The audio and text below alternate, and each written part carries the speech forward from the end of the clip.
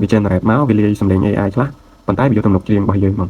វាលាយសំឡេងយើងអញ្ចឹងណាសួស្តីអ្នកនរគ្នាថ្ងៃនេះខ្ញុំនឹងមកចែកម្លែកអ្នកទាំងអស់គ្នាពីរបៀបធ្វើចម្រៀងនៅលើ Suno AI ដោយប្រើសំឡេងរបស់យើងផ្ទាល់អញ្ចឹងណាអ្នកនរគ្នាអញ្ចឹងវានៅលើ Suno AI វាមានមុខងារមួយសម្រាប់ឲ្យយើង upload សំឡេងរបស់យើងទៅវាចាប់សំឡេងរបស់យើងនឹងយកទៅ mix មួយ AI ហើយវាយកទំនុកច្រៀងចេញពីសំឡេងរបស់យើងអញ្ចឹងណាអ្នកនរគ្នាអញ្ចឹងបើសិនជាអ្នកនរគ្នាចង់ធ្វើវាអ្នកនរគ្នាគ្រាន់តែអង្គុយរកនឹកទំនុកចម្រៀងហើយអ្នកនរគ្នាសរសេរប្រូលវាមកសរសេរប្រូលហើយនឹងទំនុកចម្រៀងដែលអ្នកនរគ្នាបង្កើតខ្លួនឯងហ្នឹងយើងយកវាទៅ voice នៅក្នុង Suno ហ្នឹងទៅវានឹងដើរឲ្យយើងហើយវានឹងចេញជាបទចម្រៀងមួយបទដែលល្អឲ្យយើងហើយសម្រាប់មុខងារហ្នឹងខ្ញុំអត់ណែនាំឲ្យអ្នកនរគ្នាទៅយកទំនុកច្រៀងរបស់គេយកមកច្រៀង cover ទេដោយសារអីពេលខ្លះយើង cover មកក៏វាអត់បាន 100% ដែរអញ្ចឹងណាពេលខ្លះយើង cover មកក៏វាអត់ឲ្យដែរព្រោះ Suno ឥឡូវវាចាប់ខ្លាំងទៅលើកម្មសិទ្ធិរបស់ម្ចាស់ដើមអញ្ចឹងណាអញ្ចឹងវា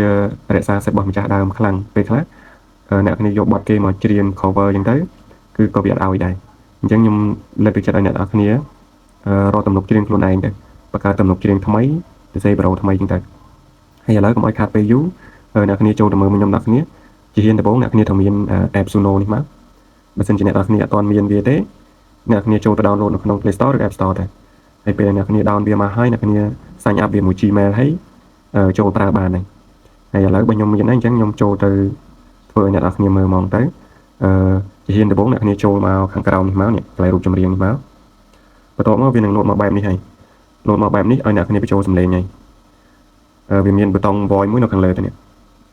អញ្ចឹងអ្នកគ្នាចុចកន្លែងប៊ូតុង voice នេះមកចាំតិចខ្ញុំបង្ហាញអ្នកគ្នាមើលនេះអញ្ចឹងវានឹង load អាហ្នឹងមកហើយអញ្ចឹងអ្នកគ្នាគ្រាន់តែចុចលើហ្នឹងមកហើយយើងយកកន្លែង record នេះមកនេះកន្លែងរូប microphone នេះអ្នកគ្នាចុចលើវាហ្នឹងមកបន្ទាប់មកវានឹង load មកតម្រង់បែបនេះអញ្ចឹងជាហ៊ានបន្ទាប់អ្នកនរគ្នាគ្រាន់តែចុចនៅលើកន្លែងក្រហមនេះមកអ្នកនរគ្នាចាប់ផ្ដើមច្រៀងបានហើយអ្នកនរគ្នាចាប់ផ្ដើមច្រៀងទំនុកច្រៀងរបស់ខ្លួនឯងទៅហើយយើងរកនឹកទំនុកច្រៀងហើយយើងរកនឹកប្រូលយើងសរសេរប្រូលឲ្យបានល្អមកអញ្ចឹងពេលដែលវា generate មកវាលាយសំឡេង AI ខ្លះប៉ុន្តែវាយកទំនុកច្រៀងរបស់យើងមកវាលាយសំឡេងយើងអញ្ចឹងណា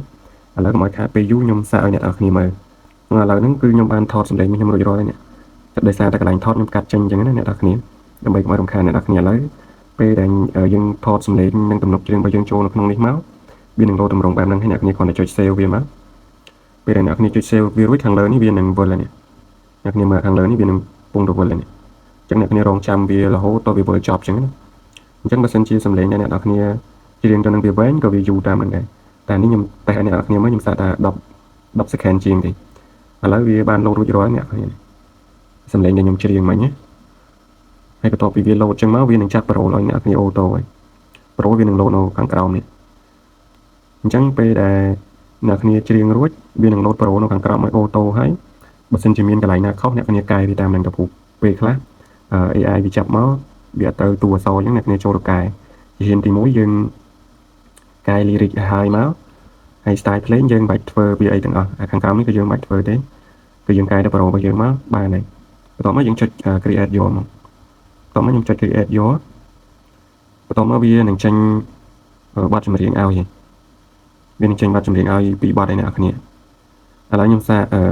តែអ្នកគ្នាស្ដាប់មើលអានេះបទខ្ញុំ voice មុនហ្នឹងអញ្ចឹងណាឥឡូវខ្ញុំដាក់តែអ្នកគ្នាស្ដាប់បន្តិចទៅព្រោះដើម្បីអ្នកគ្នាឃើញថាវាបានមែនឬក៏អត់ឥឡូវខ្ញុំសាកឲ្យមើល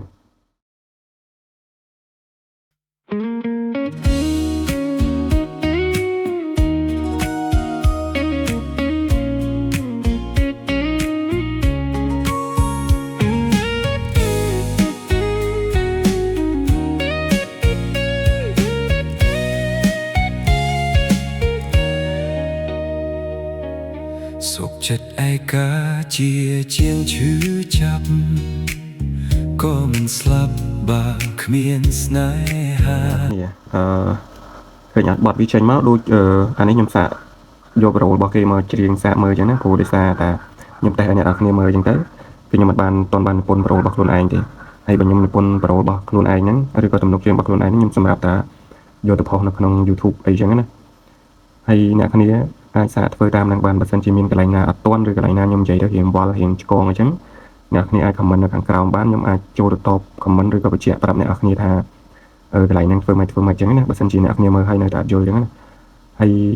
សម្រាប់វីដេអូហ្នឹងគឺមានតែប៉ុណ្្នឹងអ្នកគ្នាអាចសាកធ្វើតាមនឹងបានអ្នកគ្នាអាចសាកធ្វើតាមខ្ញុំធ្វើឲ្យមើលហ្នឹងទៅវាងាយៗដែរទេហើយខ្ញុំបញ្ជាក់ម្ដងទៀតអ្នកគ្នាគួរតែធ្វើទំនុកច្រៀងខ្លួនឯងហើយនឹងទៅសេលីរិកខ្លួនឯងទៅសេប្រូតខ្លួនឯងទៅដើម្បីកុំឲ្យវាជាប់កម្មសិទ្ធិរបស់គេអញ្ចឹងណាទោះយើងធ្វើពេលខ្លះទៅវាអត់ជាប់មែននៅក្នុង AI ប៉ុន្តែយើងក៏ក្រែងចិត្តម្ចាស់ដើមគេអញ្ចឹងណាយើងមិនបាច់លួចច្រឡំរបស់គេទេអាហ្នឹងតាមខ្ញុំណែនាំអ្នកនរគ្នាយើងធ្វើអញ្ចឹងបានវា